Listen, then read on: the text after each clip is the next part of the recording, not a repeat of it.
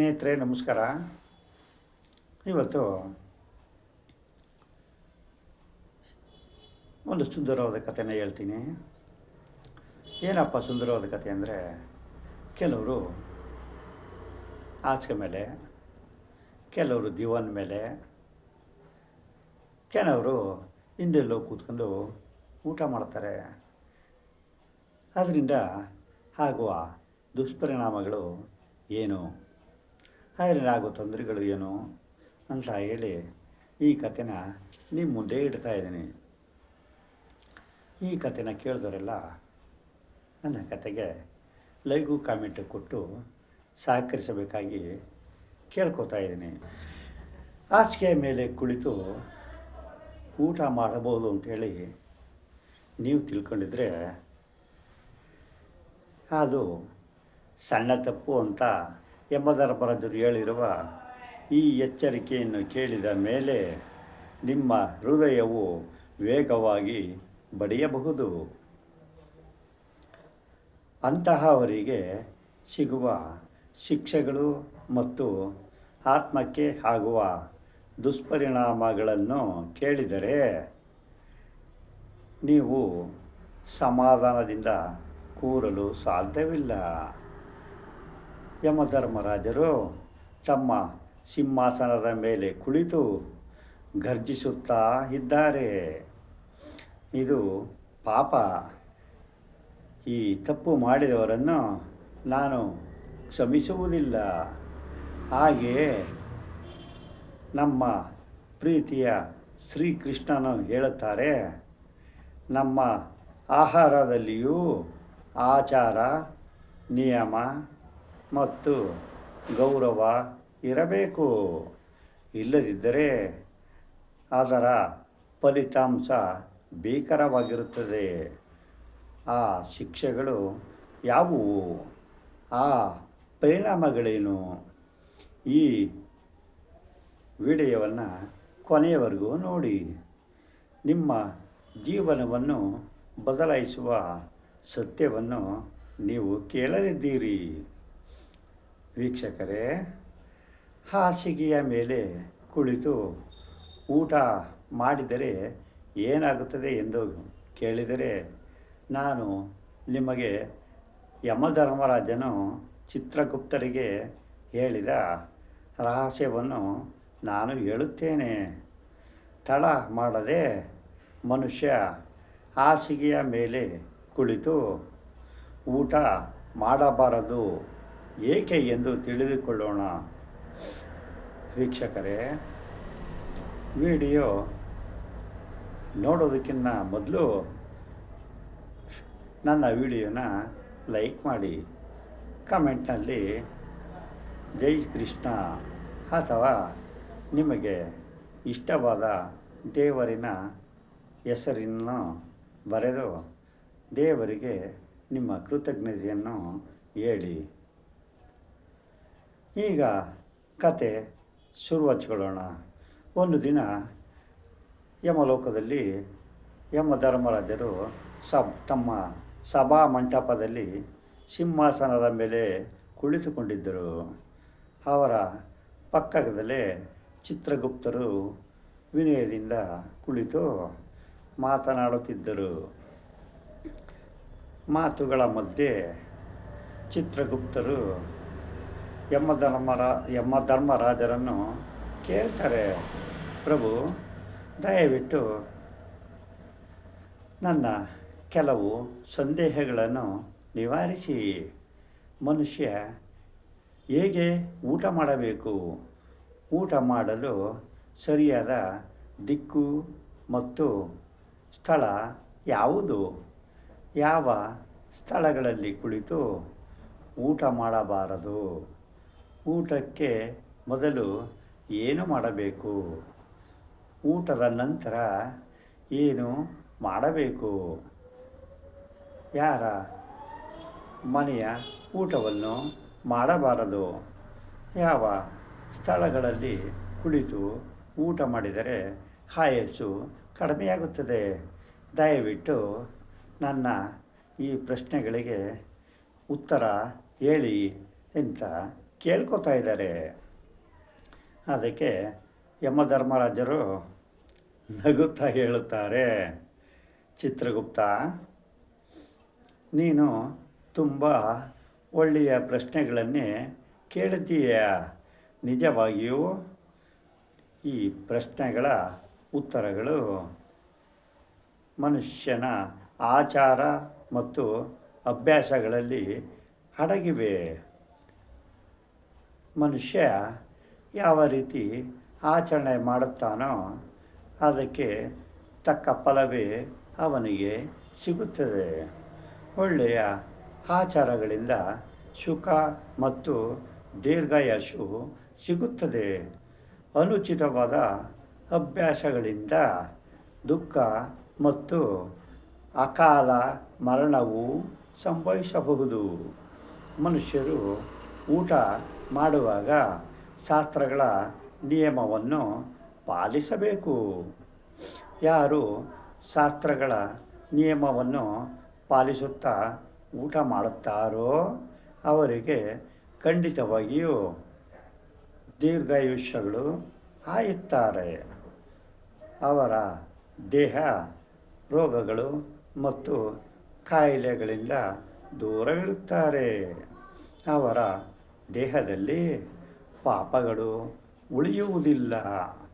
ಹಾಗಾಗಿ ಊಟ ಮಾಡುವಾಗ ಮನುಷ್ಯ ದಿಕ್ಕು, ಸ್ಥಳ, ಸಮಯ ಮತ್ತು ವಯಸ್ಸನ್ನು ನೆನಪಿಡಬೇಕು ಎಂದು ಹೇಳುತ್ತಾರೆ. ಇದನ್ನು ಕೇಳಿ ಚಿತ್ರಗುಪ್ತರು ಹೇಳುತ್ತಾರೆ, ಪ್ರಭು, ದಯವಿಟ್ಟು ಈ ರಹಸ್ಯಗಳನ್ನು ವಿವರವಾಗಿ ಹೇಳಿ ಊಟಕ್ಕೆ ಸಂಬಂಧಿಸಿದ ಎಲ್ಲ ನಿಯಮಗಳನ್ನು ವಿಸ್ತಾರವಾಗಿ ತಿಳಿಸಿ ಎಂದು ಕೇಳುತ್ತಾರೆ. ಅದಕ್ಕೆ ಯಮಧರ್ಮರಾಜರು ಹೇಳುತ್ತಾರೆ, ಚಿತ್ರಗುಪ್ತ, ನಿನ್ನ ಪ್ರಶ್ನೆಗಳಿಗೆ ಉತ್ತರ ಹೇಳುವ ಮೊದಲು ನಾನು ನಿನಗೆ ಒಂದು ಪುರಾತನ ಕತೆ ಹೇಳುತ್ತೇನೆ. ಈ ಕಥೆಯನ್ನು ಗಮನವಿಟ್ಟು ಕೇಳು. ಇದರಲ್ಲಿ ನಿನ್ನ ಎಲ್ಲ ಪ್ರಶ್ನೆಗಳಿಗೆ ಉತ್ತರ ಸಿಗುತ್ತದೆ. ಈ ಕತೆ ತುಂಬ ಜ್ಞಾನಪ್ರದವಾಗಿದೆ. ಯಾರು ಈ ಕಥೆಯನ್ನು ಗಮನವಿಟ್ಟು ಕೇಳುತ್ತಾರೋ ಮತ್ತು ಪ್ರಚಾರ ಮಾಡುತ್ತಾರೋ ಅವರ 32 ರೀತಿಯ ಪಾಪಗಳನ್ನು ನಾನು ಶ್ರಮಿಸುತ್ತೇನೆ. ಇದನ್ನು ಕೇಳಿ ಚಿತ್ರಗುಪ್ತರು ಸಂತೋಷ ಪಡ್ತಾರೆ ಮತ್ತು ಮುಂದುವರಿದು ಹೇಳುತ್ತಾರೆ, ಯಮಧರ್ಮರಾಜರೇ, ನಿಮ್ಮ ಬಾಯಿಂದ ಈ ಮಹತ್ತರವಾದ ಕತೆ ಕೇಳುವುದು ನನ್ನ ಅದೃಷ್ಟ. ನಾನು ಗಮನವಿಟ್ಟು ಕೇಳುತ್ತೇನೆ ಎಂದು ಹೇಳುತ್ತಾರೆ. ಆಗ ಯಮಧರ್ಮರಾಜನು ಕಥೆಯನ್ನು ಹೇಳಲು ಪ್ರಾರಂಭಿಸುತ್ತಾರೆ. ಚಿತ್ರಗುಪ್ತ, ಪುರಾತನ ಕಾಲದಲ್ಲಿ ರತ್ನಗಿರಿ ಎಂಬ ರಾಜ್ಯದಲ್ಲಿ ಚಂದ್ರಕಾಂತ ಎಂಬ ಪ್ರತಾಪವಂತ ಮತ್ತು ಸತ್ಯವಂತನಾದ ರಾಜನು ಆಳ್ವಿಕೆ ನಡೆಸುತ್ತಿದ್ದನು. ಆ ರಾಜ್ಯದ ಪ್ರಜೆಗಳು ತುಂಬ ಸುಖವಾಗಿ ಮತ್ತು ಸಂತೃಪ್ತಿಯಾಗಿ ಇದ್ದರು. ರಾಜ ಚಂದ್ರಕಾಂತನು ಗುಣವಂತ, ಬುದ್ಧಿವಂತ. ಅವನು ಯಾವಾಗಲೂ ಪ್ರಜಾಹಿತಕ್ಕಾಗಿ ಶ್ರಮಿಸುತ್ತಿದ್ದನು. ಯಜ್ಞಗಳು, ದಾನಗಳು, ಜನ ಕಲ್ಯಾಣ ಕಾರ್ಯಕ್ರಮಗಳನ್ನು ಬಹಳಷ್ಟು ಮಾಡುತ್ತಿದ್ದನು. ಪ್ರಜೆಗಳು ಅವನನ್ನು ತಂದೆಯಂತೆ ಗೌರವಿಸಿ ಪ್ರೀತಿಸುತ್ತಿದ್ದರು. ರಾಜನ ಹೆಂಡತಿ ರಾಣಿ ಶೀಲಾವತಿ ತುಂಬ ಸುಂದರವಾಗಿದ್ದಳು ಮತ್ತು ಯಾವಾಗಲೂ ಸತ್ಯವನ್ನು ಪಾಲಿಸುತ್ತಿದ್ದರು. ರಾಣಿ ಶೀಲವತಿಯು ಪ್ರತಿದಿನವೂ ಪೂಜೆಗಳನ್ನು ಮಾಡುತ್ತಿದ್ದಳು. ಅಗತ್ಯ ಇರುವವರಿಗೆ ಅನ್ನದಾನ ಮತ್ತು ಬಟ್ಟೆಗಳನ್ನು ದಾನ ಮಾಡುತ್ತಿದ್ದಳು ಮತ್ತು ನಿಜವಾದ ಹೃದಯದಿಂದ ತನ್ನ ಪ್ರಜೆಗಳ ಒಳ್ಳೆಯದನ್ನೇ ಬಯಸುತ್ತಿದ್ದಳು. ನಿಜವಾದ ಹೃದಯದಿಂದ ಪ್ರಜಾ ಕಲ್ಯಾಣವನ್ನು ಬಯಸುತ್ತಿದ್ದಳು. ಈ ದಿವ್ಯ ದಂಪತಿಗಳ ರಾಜ್ಯದಲ್ಲಿ ಎಲ್ಲರೂ ಸುಖವಾಗಿ ಇದ್ದರು. ಆದರೆ ಒಂದು ದುಃಖ. ರಾಜ ಮತ್ತು ರಾಣಿಯ ಹೃದಯಗಳನ್ನು ದುಃಖಗಳಿಸುತ್ತಿತ್ತು. ಅದು ಸಂತಾನ ಇಲ್ಲದಿರುವುದು. ರಾಜ ಚಂದ್ರಕಾಂತ ಮತ್ತು ರಾಣಿ ಶೀಲವತಿಗೆ ಯಾವುದೇ ಸಂತಾನವಿರಲಿಲ್ಲ. ವರ್ಷಗಳು ಕಳೆದವು. ಅವರು ಬಹಳಷ್ಟು ಕಥೆಗಳು, ಪೂಜೆಗಳು, ಯಜ್ಞಗಳನ್ನು ಮಾಡುತ್ತಿದ್ದರು. ದೇವತೆಗಳನ್ನು ಪ್ರಾರ್ಥಿಸುತ್ತಿದ್ದರು. ಋಷಿಗಳು ಮತ್ತು ಮುನಿಗಳ ಸೇವೆ ಮಾಡುತ್ತಿದ್ದರು. ಆದರೆ ಅವರಿಗೆ ಮಕ್ಕಳು ಆಗಲಿಲ್ಲ. ಈ ಇಬ್ಬರು ಈ ವಿಷಯದಿಂದ ತುಂಬ ದುಃಖಪಡುತ್ತಿದ್ದರು. ರಾಜನು ತನ್ನ ಅರಮನೆಯಲ್ಲಿ ಅನೇಕ ಬಾರಿ ಚಿಂತಿಸುತ್ತಾ ಯೋಚಿಸುತ್ತಿದ್ದರು. ನಾನು ಏನು ಪಾಪ ಮಾಡಿದ್ದೇನೆ? ಸಂತಾನ ಸುಖವಿಲ್ಲದೆ ಹೋಗುತ್ತಿದ್ದೇನೆ. ರಾಜ್ಯದಲ್ಲಿ ಎಲ್ಲವೂ ಇದೆ, ಪ್ರಜೆಗಳು ಸುಖವಾಗಿದ್ದಾರೆ. ಆದರೆ ನನ್ನ ವಂಶವನ್ನು ಮುಂದುವರಿಸುವ ಉತ್ತರಾಧಿಕಾರಿ ಯಾರೂ ಇಲ್ಲ. ನನ್ನ ಪುಣ್ಯಗಳಲ್ಲಿ ಏನಾದರೂ ಲೋಪವಿದೆಯೇ? ಅಥವಾ ಹಿಂದಿನ ಜನ್ಮದಲ್ಲಿ ಮಾಡಿದ ಯಾವುದಾದರೂ ಅಪರಾಧದ ಫಲವೇ? ರಾಜ ಚಂದ್ರಕಾಂತನು ದಿನೇ ದಿನೇ ಹೆಚ್ಚು ನಿರಾಶನಾಗುತ್ತಿದ್ದನು. ರಾಜನಿಗೆ ಸಂತಾನಹೀನತೆಯಿಂದ ದುಃಖವಾಗಿದೆ ಎಂದು ಪ್ರಜೆಗಳಿಗೆ ತಿಳಿದು ರಾಜ್ಯದ ಪ್ರಜೆಗಳು ಚಿಂತಿಸುತ್ತಿದ್ದರು. ಎಲ್ಲರೂ ಈಶ್ವರನನ್ನು ಪ್ರಾರ್ಥಿಸುತ್ತಿದ್ದರು. ರಾಜ ಮತ್ತು ರಾಣಿಗೆ ಬೇಗ ಸಂತಾನ ಸುಖ ಸಿಗಲಿ ಎಂದು ಒಂದು ದಿನ ರಾಜನು ನಿರ್ಧರಿಸಿದನು. ಯಾವುದಾದರೂ ಮಹಾನುಭಾವರ ಆಶ್ರಮಕ್ಕೆ ಹೋಗಿ ಸಮಸ್ಯೆಗೆ ಪರಿಹಾರ ಕೇಳೋಣ. ಆಗ ಅವನಿಗೆ ನೆನಪಾಯಿತು, ಮಹಾತಪಸ್ವಿ ಋಷಿ ವಸಿಷ್ಠರು ಹತ್ತಿರದ ಕಾಡಿನಲ್ಲಿ ಆಶ್ರಮವನ್ನು ಸ್ಥಾಪಿಸಿ ತಪಸ್ಸು ಮಾಡುತ್ತಿದ್ದಾರೆ ಎಂದು ಅವನಿಗೆ ತಿಳಿಯಿತು. ಋಷಿ ವಸಿಷ್ಠರು ತ್ರಿಕಾಲಜ್ಞಾನಿಗಳು, ದಿವ್ಯ ದೃಷ್ಟಿಗಳು. ಇವರು ಮಹಾತ್ಮರು. ಅವರು ಖಂಡಿತವಾಗಿಯೂ ಈ ರಹಸ್ಯವನ್ನು ತಿಳಿದುಕೊಳ್ಳಬಲ್ಲರು. ರಾಜನು ನಿರ್ಧರಿಸಿದ ಶ್ವತಂ ಆಶ್ರಮಕ್ಕೆ ಹೋಗಿ ಋಷಿ ವಸಿಷ್ಠರಿಂದ ಮಾರ್ಗದರ್ಶನ ಕೇಳೋಣ ಎಂದು ಮರುದಿನ ಬೆಳಿಗ್ಗೆ ರಾಜ ಚಂದ್ರಕಾಂತನು ಕೆಲವು ಸಹಾಯಕರುಗಳೊಂದಿಗೆ ತನ್ನ ರಥ ಏರಿ ಕಾಡಿನ ಕಡೆಗೆ ಹೊರಟನು. ಬೇಗನೆ ರಾಜನು ವಸಿಷ್ಠ ಮುನಿಗಳ ಶಾಂತ ಆಶ್ರಮವನ್ನು ತಲುಪಿದನು. ಆಶ್ರಮವು ಹಸಿರು ಮರಗಳಿಂದ ಸುತ್ತುವರಿದಿತ್ತು. ಪಕ್ಷಿಗಳ ಪಕ್ಷಿಗಳ ಸ್ವರಗಳು ಮುಳುಗುತ್ತಿದ್ದವು. ಋಷಿ ವಸಿಷ್ಠರು ಆಶ್ರಮದ ದ್ವಾರದಲ್ಲಿ ಅವರಿಗಾಗಿ ಕಾಯುತ್ತಿದ್ದಂತೆ ಇತ್ತು. ರಾಜನನ್ನು ನೋಡಿ ಋಷಿ ನಗುತ್ತಾ ಸ್ವಾಗತಿಸಿದನು.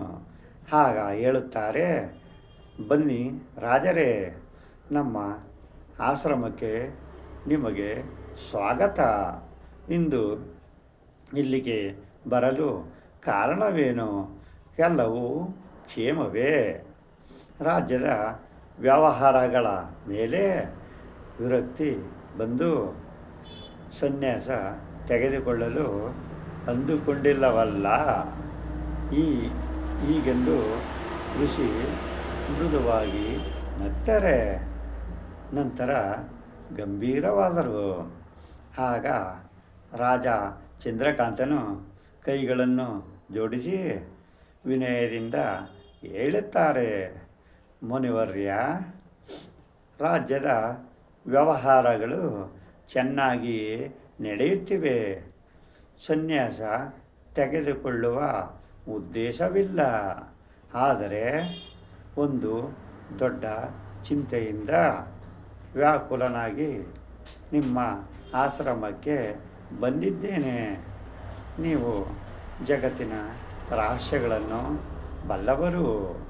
ನನ್ನ ಸಂದೇಹಕ್ಕೆ ಉತ್ತರವನ್ನು ನೀವು ಮಾತ್ರ ಹೇಳಬಲ್ಲಿರಿ ಎಂದು ಹೇಳುತ್ತಾರೆ. ಆಗ ಋಷಿ ವಸಿಷ್ಠರು, ರಾಜ, ನಿಮ್ಮಂತಹ ಪ್ರತಾಪವಂತ ಧರ್ಮನಿಷ್ಠನಿಗೆ ಏನು ದುಃಖವಿರಬಹುದು? ನಿಮ್ಮ ಪ್ರಜೆಗಳು ಸುಖವಾಗಿದ್ದಾರೆ, ರಾಜ್ಯ ಸಮೃದ್ಧಿಯಾಗಿದೆ. ಆದರೂ ನಿಮ್ಮ ಮನಸ್ಸಿನಲ್ಲಿ ಏನಾದರೂ ಸಂದೇಹ ಮತ್ತು ಕಷ್ಟವಿದ್ದರೆ ಸಂಕೋಚವಿಲ್ಲದೆ ಹೇಳಿ ಅಂತ ಹೇಳುತ್ತಾರೆ. ನಾನು ನನ್ನ ಶಕ್ತಿಗನುಸಾರ ಸಹಾಯ ಮಾಡುತ್ತೇನೆ ಎಂದು ಹೇಳುತ್ತಾರೆ. ಆಗ ರಾಜ ಚಂದ್ರಕಾಂತನು ದುಃಖದಿಂದ ತನ್ನ ವ್ಯಾಧಿಯನ್ನು ಹೇಳುತ್ತಾರೆ. ಮುನಿವರ್ಯ, ನನ್ನ ಜೀವನದಲ್ಲಿ ಒಂದೇ ಒಂದು ಕೊರತೆ ಇದೆ. ನನಗೆ ಸಂತಾನವಿಲ್ಲ, ಮಗನಿಲ್ಲ, ಮಗಳಿಲ್ಲ. ನಾನು ಬಹಳಷ್ಟು ಯಜ್ಞಗಳನ್ನು ಉಪವಾಸಗಳನ್ನು ಮಾಡಿದ್ದೇನೆ. ಬ್ರಾಹ್ಮಣರಿಗೆ ದಾನಗಳನ್ನು ಕೊಟ್ಟಿದ್ದೇನೆ. ಎಲ್ಲ ಪ್ರಯತ್ನಗಳನ್ನು ನಾನು ಮಾಡಿದ್ದೇನೆ. ಆದರೆ ನನ್ನ ಅದೃಷ್ಟ ಸಂತಾನ ಸುಖದಿಂದ ನನ್ನನ್ನು ದೂರ ಮಾಡಿದೆ. ದಯವಿಟ್ಟು ಈಗಾಗಲೂ ಕಾರಣವೇನು ಎಂದು ಹೇಳುತ್ತಾರೆ. ನನ್ನ ನಂತರ ರಾಜ್ಯದ ಉತ್ತರಾಧಿಕಾರಿ ಯಾರು? ನನ್ನ ವಂಶ ಹೇಗೆ ಮುಂದುವರಿಯುತ್ತದೆ? ನನ್ನ ಮನಸ್ಸಿನ ಪೀಡೆಯನ್ನು ತೆಗೆದುಹಾಕಿ ಎಂದು ಕೇಳುತ್ತಾರೆ. ಸಂತಾನ ಪ್ರಾಪ್ತಿಗೆ ಏನು ಉಪಾಯ ಮಾಡಬೇಕು ಎಂದು ಕೂಡ ಕೇಳುತ್ತಾರೆ.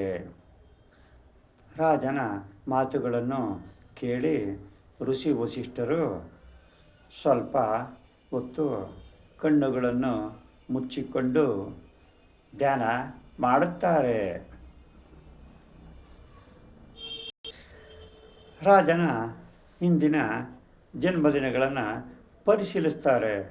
ಸ್ವಲ್ಪ ಸಮಯದ ನಂತರ ಋಷಿಗಳು ಕಣ್ಣುಗಳನ್ನು ಬಿಟ್ಟು ಹೇಳುತ್ತಾರೆ, ರಾಜ, ನಾನು ಹೇಳುವುದನ್ನು ಸ್ವಲ್ಪ ತಾಳ್ಮೆಯಿಂದ ಕೇಳು.